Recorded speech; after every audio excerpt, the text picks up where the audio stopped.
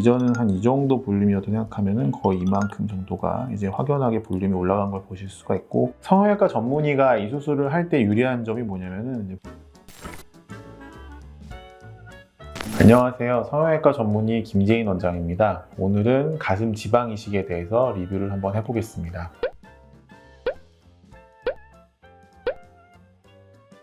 가슴이 소위 얘기해서 아무것도 없는 분은 아니고요. 어느 정도 마운트 정도는 형성이 되어 있는 분이기는 하지만 역시나 늘 보이는 동양인의 여성의 특징, 윗가슴이 너무 없다라는 거, 그 다음에 이런 굴곡들이 좀 잘 안 보인다라는 게 있고요. 보통 사용하는 부분은 겨드랑이 부분에 이 부분에 주름을 따라서 미세 절개를 한 다음에 지방을 넣는 거를 계획을 하고 있거든요. 그래서 성형외과 전문의가 이 수술을 할 때 유리한 점이 뭐냐면은 보형물 넣었을 때 가슴 모양을 잘 알고 있기 때문에 양이 어떻게 됐건 간에 지방을 넣을 때 항상 보형물 넣은 듯한 모양으로 비슷하게 만들려고 노력을 해서 그 부분이 아마 미용 쪽으로는 조금 더 저희가 유리한 부분이라고 할 수 있을 것 같습니다. 수술 전 옆모습 사진입니다. 기본적으로 밑선은 그래도 형성이 잘 돼 있으신 분이긴 하고 그래도 어디까지나 볼륨 자체가 많이 부족한 편이고요. 사실은 일반적으로 예쁘게 생각한다는 가슴은 이제 이런 느낌의 가슴들이기 때문에 이런 형태를 만들려고 노력은 하는데 보형물을 쓰지 않는 관계로 전체적인 가슴 윤곽선 형태 모양을 완전히는 벗어날 수 없다라고 설명을 하고 수술을 하고 있습니다. 수술 전 디자인인데요. 좌우 크기가 엄청나게 다른 분은 아닌데 여기 보시면 밑선 위치가 약간 다른 것을 확인할 수가 있습니다. 그래서 기본적으로 디자인 자체 이쪽을 밑선을 약간 내려서 여기까지 좀 이식을 해서 비슷하게 모양을 만들 수 있도록 디자인을 했는데 수술하고 나서도 가슴 모양을 완전히 벗어날 수 없다. 왜냐면 새로운 공간을 만들어내는 수술은 아니기 때문에 라고 설명을 하지만 그래도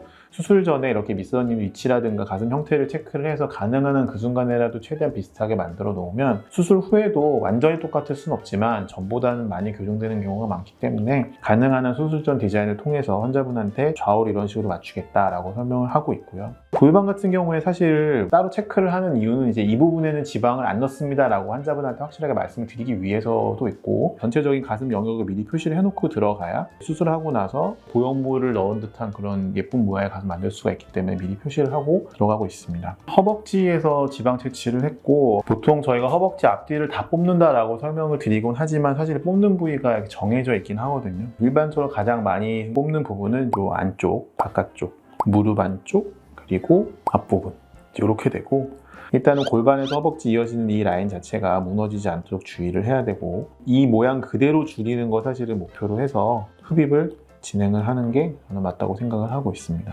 허벅지 앞쪽, 뒤쪽에서 각각 450cc, 650cc 흡입을 해서 지방 세포량은 620cc 정도를 얻었습니다. 일주일째 사진을 보고 말씀을 드리겠습니다. 팔자 부분 약간 채웠고 양쪽에 300cc씩 넣어서 600cc를 넣었고 남은 지방을 폐기를 했습니다. 보통은 수술 직후에 크게 부었다가 가라앉으면서 어느 정도 윤곽선이 정리가 되는 게 일주일째라서 일주일째 사진을 보여드리는 거고요. 여기서 이제 한 달까지는 좀 빠집니다. 기본적으로는 전에 안 보이던 골이 보이죠. 이렇게 가슴 윤곽선이 좀 이렇게 나타나고 있고 수술 전에 보였던 밑선 차이도 지금은 거의 안 보이는 걸로 일단 이 상태에서는 최대한 가슴 보형물 넣었을 때 모양에 가까울 수 있도록 가슴 모양을 좀 조절을 해가면서 지방 이식해서 일주일째 이런 결과가 나오게 된 거고요.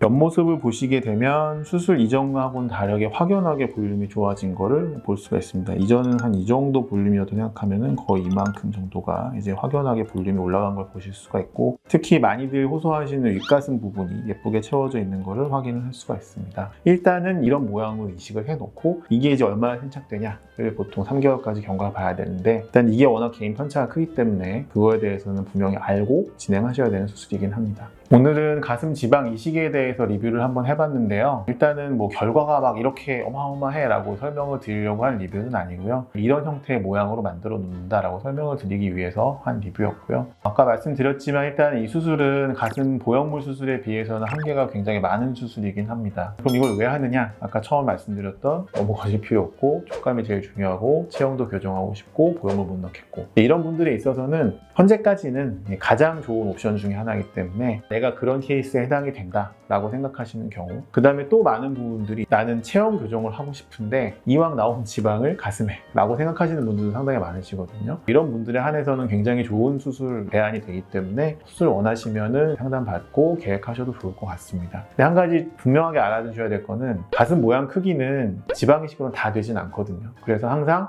보형물 수술도 가능한 병원, 이제 옵션이 아무래도 늘어나기 때문에 내가 가슴 모양에 한해서 어떤 교정을 하고 싶은데 만약에 이 병원에서 보형물 수술은 안 하고 지방 이식만 한다라고 할 경우에는 한계점이 분명하거든요. 그리고 또 이쪽 수술로만 하셔야 됩니다라고 이제 좀 잘못된 선택으로 유도를 할 수도 있기 때문에 반드시 보형물 수술도 가능하고 지방 이식 수술도 가능한 병원을 선택하시는 게 폭이 넓어지기 때문에 이거는 주의하셔서 병원을 선택하셔서 상담하시는 게 좋을 것 같습니다. 시청해주셔서 감사합니다. 도움이 되셨다면 구독, 좋아요, 알림 설정 부탁드립니다. 이 영상과 이 영상도 추천드립니다.